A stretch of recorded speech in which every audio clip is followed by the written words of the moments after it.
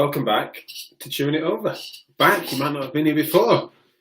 This is a weekly, no it's not, it's a daily, weekday, lunchtime broadcast, talking about all things topical. Please, as those of you that have tuned in before, know that I am always paranoid as to whether or not you can hear me, see me, the signal's vaguely stable, but it seems to be working pretty well. And so please do give us a shout on wherever you're finding this, which is Facebook, Twitter, Instagram, LinkedIn, YouTube, wherever it might be. If you can just drop us a message, even if it's just an emoji. You don't have to be enthused, you don't have to be excited, just letting me know that you can hear me okay, then I massively appreciate that in the opening seconds. Today we've got a spicy topic, and on Fridays, last Friday's show was quite giddy. I think I get a bit excitable for the weekend. I think it's something that I do find that maybe I'm a bit more impassioned on Fridays than usual, a bit giddier. And today's topic's going to get me riled up, I think, not in a bad way. Passionate, probably the better term, but generally it's going to be a spicy one. We're going to be talking about sort of NHS and private practice in where they come into conflict, where sometimes patient perceptions, sort of professional opinions. And it's been fueled by a lovely post that was posted up onto the physio and therapist support group. Couldn't spit that out then. Which is a popular Facebook group which has emerged in and around a support network, especially in and around the COVID situation. And it's kind of a real hub for independent private practices to sort of collaborate and understand policy. And so it ends up being quite private practice heavy, unapologetically so, and it's a good space. Now, granted, across people work across sectors. Until recently, I did the same.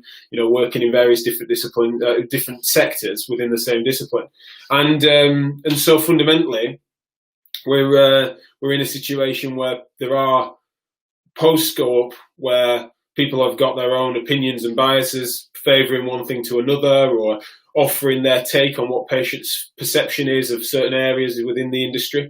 So before we get going, and I'm going to just go at it for a little while, I'm not shy of opinions in this direction, not shy of opinion full stop. So I'm just going to sort of give my take. But in the meantime, I'd love your thoughts, not just on what I'm about to say, but also just as a starting off point. What's your position as to whether or not you feel that it's actually there isn't a relevant difference in, say, style or substance between, say, classic NHS private and classic private practice, or that matters? Now, quite rightly, Rob's made a great point here. He seems to be tuning in on Twitter. He said, in 30 minutes, best of luck. Of course, it's a topic that goes beyond 30 minutes. I think it'd be very ambitious, but I'm going to introduce it. There's no reason we can't have recurring themes on Chewing It Over. We've got time. I'll be back next week, and we can have guests on if they've got passionate opinions and they want to bring them forward. I can reflect some of the other conversation that's gone on the physio and therapist support group. Now, it wasn't just a one-off post. It went off within about 12 hours. I think it had 100 comments. Many of which rallying behind this point, which was the primary thing being, and it was a lovely post. I'm not saying who by or anything like that. Just because when someone posts it in one forum, it doesn't mean necessarily they want to be attributed to it everywhere. But you can find that if you want to. And unfortunately, the author of the post I invited on the show, but very short notice and stuff, and they're busy in clinic, in part because of the reasons that they're talking about. Now, in this post, they're saying they're conflicted because, on one hand, their private practice is busy, but it's often busy with patients that are disgruntled and frustrated by NHS services, particularly at the moment, but that just feels to be rising.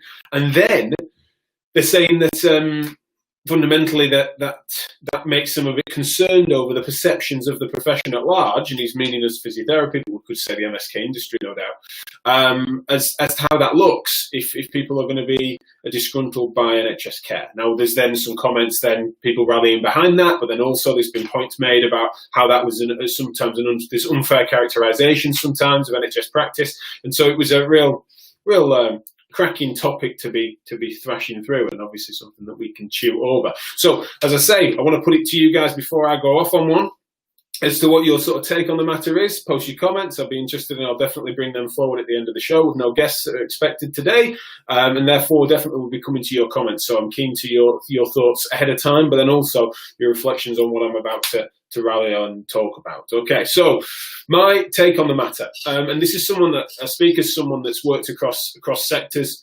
less so in sport, but I've sort of consulted within sport, but then particularly had a balance across my career of working in private practice and then working in the NHS. Fairly established NHS career over the 10 years I've been practicing, whereby I've then gone through as a rotational generalist for a short period of time, specialised early in MSK, and then gone through the bands from 5 to 8A in an advanced practice ESP role.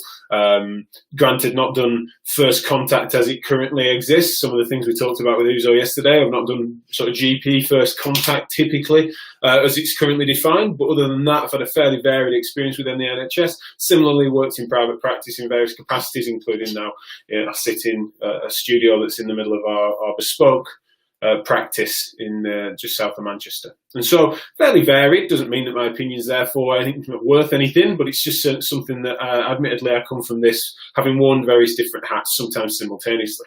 Now the PC answer to this is that of course there's good and bad everywhere, and that it shouldn't matter. The context in which you're seeing someone should just be delivering high quality care regardless. However, we know that there's certain parameters around the sort of time you can see patients, what sort of waiting circumstance they've been in on a list or not, their accessibility, as well as the fact that then the demands of the patient is sometimes dictated by their circumstances and the nature of how they've come to see you, and those things matter.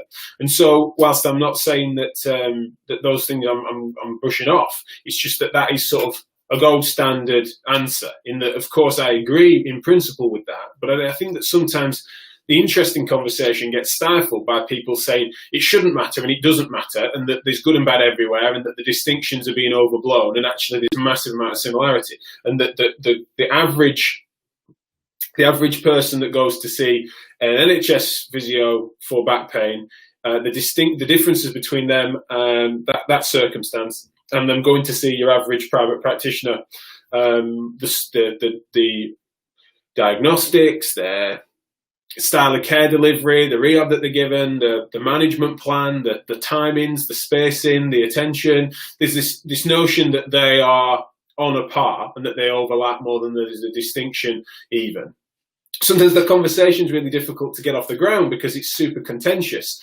Now, for me, I probably make no friends with my opinion on this, which is that I've said before, and it's not been a popular comment of mine, but I'll stand by it, especially with regards to when it was short character limits on Twitter. This was something that I'd said, is that I've found that the NHS MSK department, so NHS industry on that side of the sector, on that sector of the industry, sorry, I'd say is riddled with complacency.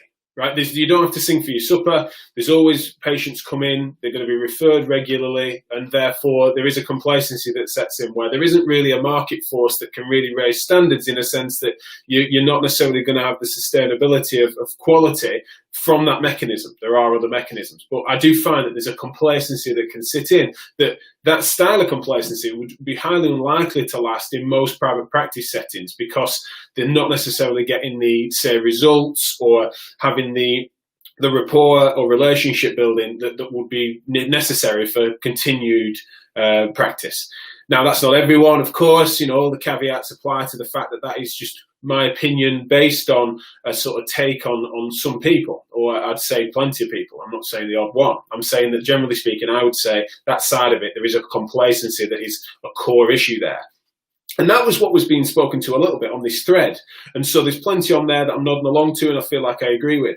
What I find interesting, though, and in my next breath in these tweets that have been controversial before, and my opinion being why I say I'm not going to make any friends on this, is that whilst I can hold that opinion to be fair and true and therefore representative of some of the comments that were coming up on the support group, the other side is also true, and I hold it with a similar weight, is that I consider the private practice side of the industry, the sectors, to be riddled in similar amounts to the complacency I mentioned before by profiteering, over-treatment, unethical practices that are based on pandering, for want of a better term, right? Just the compliance of a therapist within the needs and whims of a patient, as if they're coming in to a shop in which they're then just selecting from a menu. Shops won't have menus, you know what I mean? Like a sweet shop, and they're sort of divvying it up, and it's the customer who's always right, and therefore whatever they want, they get. And their perception of what they need is just pandered to as a means of, be that for profit, for ease, or for whatever it might be, for relationship building, for future future work. And therefore, the ethics of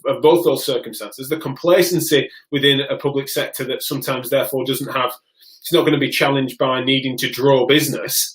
And then similarly on the other side, the profiteering that can occur where someone's being seen every other day for various different treatments that wouldn't necessarily be efficacious, or something that are not indicated, or sometimes even detrimental to the circumstances of the presentation. I hold both those opinions, I would say, in equal weight. And so what I find interesting is that when I see someone railing against one side of that, I'm looking for them to offer the caveats to why they don't get carried away in the other direction. And I rarely find them. And I'm not saying that therefore that my opinion's therefore balanced because it dislikes both equally. There's definitely examples that sit across that spectrum.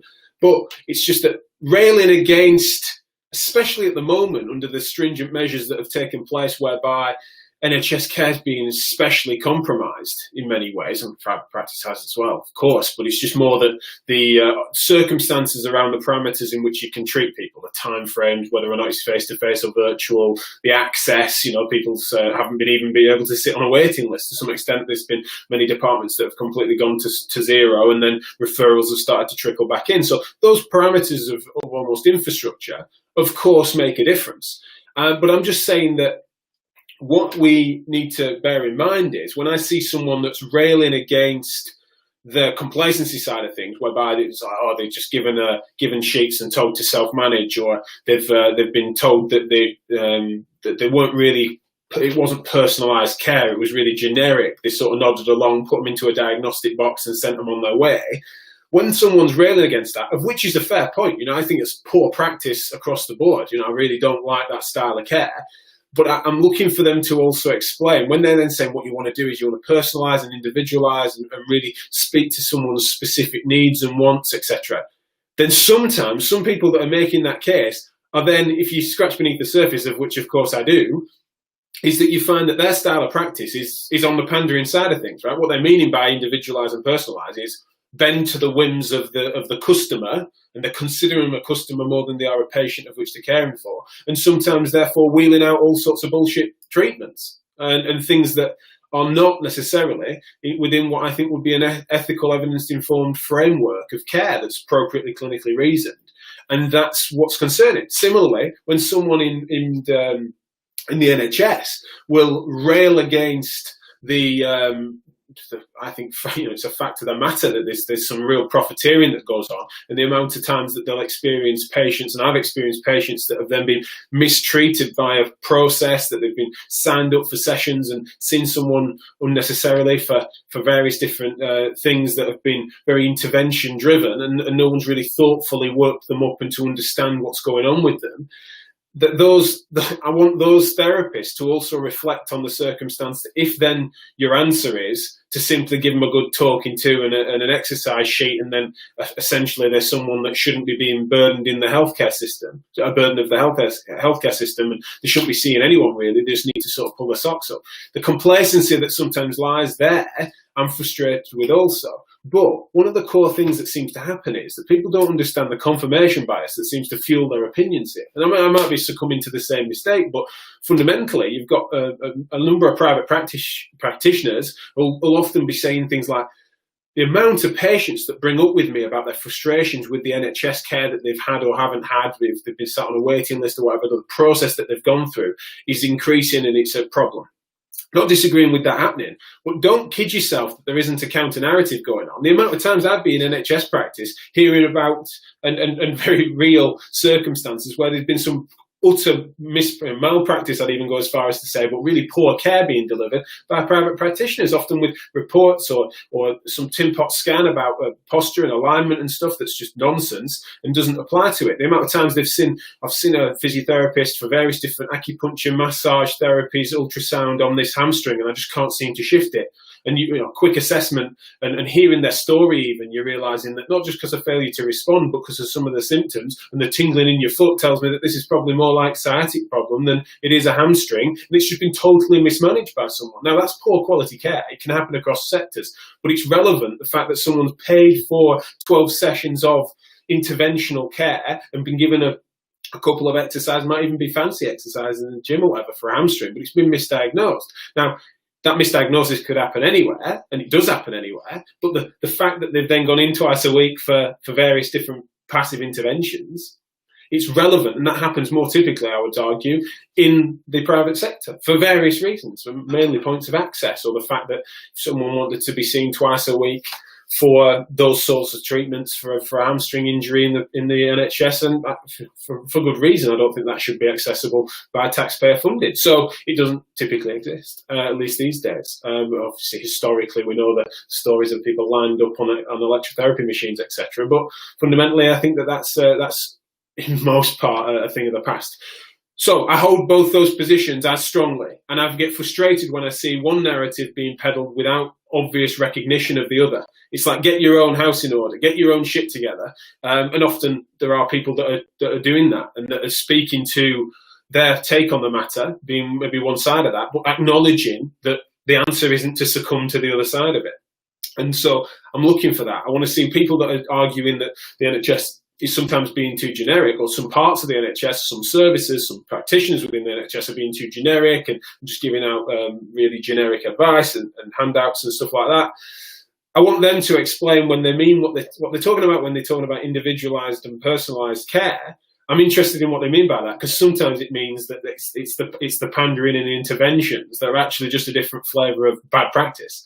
Similarly, those that are frustrated, that are NHS purists, that rail against private practice being all profit driven and laden with seeking those sorts of gains, I want them to explain a little bit about what their style of care is that then sits somewhere between it, that truly does individualise and person-centred rehab style practice that scales someone's functional ability and is sensibly evidence informed, not in a complacent sense that then just means that really fundamentally I try to see them as little as I can as a means of cost saving because they're a lower priority as a primary driver, as has been sometimes fed through from the system and from management, etc. So I want people to mitigate the arguments and contemplate the stronger arguments on either side of that. So I've said a lot there. Let me open up my chat function, see if any of you guys have sort of weighed in on it. So really interested to find out. Just to remind you all of Rob Tyer's brilliant point here, which is good luck in 30 minutes. Yes, of course. I'm not going to be covering all of it in 30 minutes, but interested in your thoughts. Right, let's have a little butchers who's weighing in. Right, okay, lovely. Here we go. Helen Stevens, aka Helen Preston, off of Preston's Health. Hi, Jack. I've just been discussing the public perception of physiotherapy with our MP, who I just found out he's in the Health and Select Committee. Oh, that's interesting. Good stuff there, Helen. Let's have a look. What else is she saying? I discussed how I hope the private sector can help support local NHS services during COVID times. We're hearing patients really struggling to access GP, let alone physiotherapy. Lots of my time talking to patients on how to navigate systems right now. See, that speaks to surely where we should conclude not just this session, but also when this topic is discussed, is how can we better collaborate? How can we start to speak the appropriate languages? And for me, a warts and all discussion is a necessary one, including the points that I've just made. But what Helen's saying there is, of course, there's got to be a role, especially in these times, for the sectors to better integrate and to work together for the betterment of patient care when there's strains on the system, because it's in all of our best interests. So huge thanks to Helen for that comment. It's really thoughtful. Right, lovely. Paula Clayton, what I'm loving about this cast is the passion coming from you, Jack. You're doing what I do, getting faster and faster. Slow down. I speak fast. If I started speaking slow, I'd lose my train of thought, I think. So tough luck there, I'm afraid, Paul. I'm going to be spouting fast nonsense for a while yet. But thank you. I'm glad you're enjoying it. Hope you're enjoying it. She's also then weighed in with her opinion, which is I've seen the good and bad in both. I've seen some fantastic physios drowning under referrals because of their approach, and I've seen the jaded physios picking up the paycheck. Yeah, unfortunately, that can happen across sectors. And I think that one of the things that's interesting here, what Paul has added there, is it about the personality trait of the therapist? I think that can be really a key factor, and we can and will talk about burnout. I think we've got some great shows coming up in the next couple of weeks with some brilliant guests about that, about self-care, etc. I think there's going to be some factors. There's so many factors affecting why someone behaves in a certain way. But just for the heart of this discussion, come rant, I suppose, is that what we sometimes fail to do is the minute that someone brings up these, call them stereotypes or cliches or whatever it might be within sectors, and they're having to paint with a broad brush because they've not got specific examples, then there's a group of people that feel that they don't recognise it at all, and therefore it's a total nonsense. And I just think that it just seems that when themes come up so regularly, it just seems so frustrating for them to be dismissed as if it's just fear-mongering or division or tribalism or whatever. But then similarly, when people suggest that that is representative of the whole, and that people speak, again, they paint with too broad a brush and they infer that that is what their take on NHS care is NHS care, or that the patients that are coming in and railing and rallying against what their experiences have been in the NHS is that is representative of the whole. Similarly, when patients come into NHS practices and start being frustrated about the sort of pandering to symptoms instead of solving actual problems, aren't recognising another crime that occurs often in private practice is that there's this expectation that they're often perceived by the therapist that the patient is going to be wanting, almost looking at their watch until they can get on the couch and be fixed, and therefore that rushing along and not necessarily being thoughtful with the subjective history taking, not necessarily taking their time to actually look through and do an appropriate analysis before getting stuck into treatment, whatever it might be, whatever flavour of practice that person's delivering. They need to be recognising that the patients that are then saying about how often in NHS practice it was that, you're taking far more time to really look into this and asking me lots of probing questions. And they were sort of surprised at that, having seen multiple private practitioners before. Fortunately, not me or my team, because as I said, I've worked across sectors. The majority of my career, there's been overlap of various different flavours, and it's actually a rare thing that in the last, say, a couple of years, 18 months, that I've not been in NHS practice at various different levels. And I hope that I've been able to deliver a quality care model regardless of what has been happening. But it is something that I think is hugely naive when people perceive that the fact that the style of payment, let's say, doesn't have some bearing on expectation of the patient, and therefore sometimes a bearing on the style of care that's delivered. It's just frustrating for me, because there's someone that's sort of quite passionately fought for, if someone was to be a fly on the wall and not know the context in which someone's being treated, I would be confident in saying that someone presenting to me in the NHS and someone presenting to me in private practice, they wouldn't be able to tell apart. They'd probably be disappointed in the quality regardless, but they wouldn't be able to tell them apart. And I'd be proud of that. But I think it's bullshit if people were to suggest that that's an easy position to take for everyone in every context. And what I mean by that is that when it's taxation-funded NHS care, of which you're seeing someone on a list for the day, on a waiting list that's full, and you're seeing that patient, the way in which your interactions are going to be influenced to some extent by the fact that they, at the end of that session, regardless of how well they've enjoyed it or what their take is on the matter, the fact that you're not then walking with them or sending them to a chip and pin machine to pay for that treatment, that is a relevant distinction. In sort of customer service terms, it is a relevant distinction. As I said, someone that proudly feels that I've been able to fight for the ability to treat very similarly. Don't get me wrong. I'm just meaning that it is a different feeling. It's a different phenomenon. And also, you think about the circumstances underneath what I'm doing, where I've got my own practice. It's like, who's my boss's boss who's going to be coming down on me for the style of care that I deliver? It doesn't exist, and that's partly the reason, because I'm someone that has not wanted to do that for various experiences. But there are people in private practice that are managers or your boss's boss who expect you to do a certain thing, or the style of care that's delivered in that practice you need to comply with, and therefore you're not able to be as autonomous as you would otherwise have been. And those that work across sectors often feel that is that I know there is a difference in care, because there's a difference in expectations between the NHS job, and then especially when they sort of moonlight or do a Saturday job in a private practice, they kind of know there is a distinction. But there's also a distinction sometimes in the clientele. You're getting some more persistent pain, more impoverished populations, more social circumstances that might surround them, depending on the referral streams of each of the practices. Whereas you're seeing an acute ankle sprain within 24 hours in private practice, you're rarely going to see them in a standard MSK department, where you might see a more complex, otherwise impoverished person that's not otherwise going to pay whatever it might be for an initial assessment in private practice. It doesn't always work like that, of course, but the complexity is different and the circumstances and the context is different. It's not always about unscrupulous people in either side of it being either complacent or profiteering. But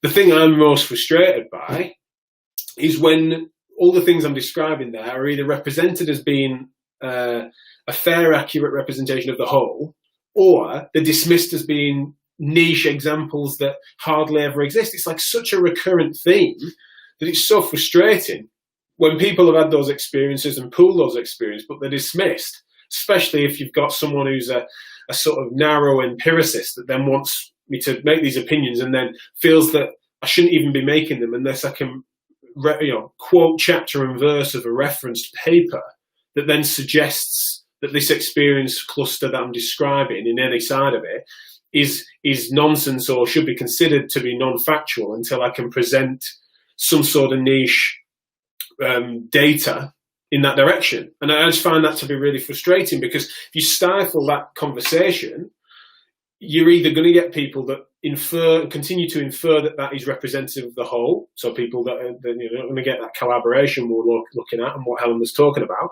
but you're also then going to make the mistake of having people that then just don't have a place in which they can air what they consider to be an observed reality, and you're just questioning their experiences, and that's a massive, massive frustration for me. So let me have a little look at some of your comments here. Here's one. Rob's still stayed tuned in. That makes a change. He's probably sick of my voice, having worked with me for years. But people who throw shade at crappy NHS physios or dodgy private practice behaviour should always reflect that you only ever see someone else's failures. If they were successful, you'd never see them. He goes on. And you only hear info secondhand, based on what that person has heard or interpreted what is said. Of course, absolutely. The biases that exist there, you've got to take with a pinch of salt everything that comes and recognise the sample bias that Rob's describing, whereby you're not seeing the successes of either side of it. What other comments we've got here? Thank you so much, Asti Bolton on Facebook. Let's have a look. It's a long one. NHS care can vary so much within small areas. Since COVID, there are 2 community hospitals near us who haven't allowed the physio departments to return because they need the space for other aspects of healthcare, very relevant. So the physios have had no choice but to offer virtual consultations. It doesn't mean this in the case across the country, though. And it's the generalising which is so frustrating, as you say. Well, thanks, Ashley. That's really nice of you to comment. And it's a really fair point that there are so many relevant niche circumstances, especially in these times, that have influenced care delivery in such a meaningful way that to overgeneralise wouldn't be helpful, but also to recognise that when a patient comes in railing against the virtual consult that they had that was sort of glitchy or whatever, there's no way that is a fair judgment of that service, that individual therapist. Everyone's having to flex and adapt, and some are more versatile than others. Both, some services, some patients, some therapists, some patients are more amenable to it, but also the bureaucracies that sometimes exist upstream of certain departments can really influence their ability to do that. And who's to blame for it? And the patient won't necessarily know. It's not their fault to be able to not know. They might just be frustrated generally and let that go in a consultation. But for you to then consider that to be representative, that's the bit that gets concerning. So many thanks for that. It's a really lovely point there, Asti Bolton. Thank you for that. Right, I've looked at the time. I better wrap up, hadn't I? Fair play. Thanks. Keep your comments coming. Share this far and wide if you think it's interesting. Absolutely not something I was going to cover in 30 minutes and then come to some sort of conclusion. But I do want to make sure that I want to highlight Helen's point earlier, which is definitely where I wanted to finish it, is that I'm not trying to sort of stir this up and suggest that we need some sort of tribal turf war. Absolutely not. We need to start speaking the same language, recognising the faults in certain arguments, recognising that we're sometimes painting with too broad a brush, but above all else, coming up with solutions that can help us to collaborate better. One is to be open and honest about speaking the same language and understanding the faults, but also looking to opportunities to collaborate, reaching out to your local departments, reaching out to your local private practices, and starting to try and find a way to make sure we can deliver quality, ethically based person-centered care that then scales people's function to what is at the heart of good care delivery in MSK. And I don't care who it is you see in what context, but we need to get that gross variation in practice and standards that seems to be driving people apart at the moment. That needs to be at the heart of any reforms. And of course, I would say that, being part of MSK Reform, the grassroots think tank, check out mskreform.org.uk if you want to see these philosophical arguments unpacked, particularly in the excellence chapter and influence chapters, I would say, that towards the end of the manifesto for reform that we wrote, we sort of speak about how this stuff could be tidied up if we were to focus on the things that bring us together rather than the things that drive us apart. However, I would also say that anyone that's trying to stifle this conversation by putting their fingers in their ears and pretending it's all right, and that pretending that these perceptions aren't rife amongst the public and amongst the profession, they're the ones that aren't helping as well. So I've said a lot there. I've said it 100 mile an hour. Huge thanks to those of you that have tuned in, especially those that have commented and joined live. We do this at 12:30 till 1 o'clock at lunchtimes every weekday. And so I'll see you next week. Many thanks. That's been the Friday show. Some brilliant guests coming up next week as well. Tune into this week's episodes. And this is available live across various platforms. You can listen after the fact on Facebook, Twitter, LinkedIn, all that sort of stuff. But you can also then find it on any podcast platforms, just as an audio on Spotify, Apple Music, that sort of stuff. So do join me on there after the fact if needs be. All the best. Take care. Have a lovely day. Let's see if I can smoothly transition to our fancy little outro thing. It should work, and if it doesn't, apologies, but if it does, be for a change. Slick Friday. Goodbye.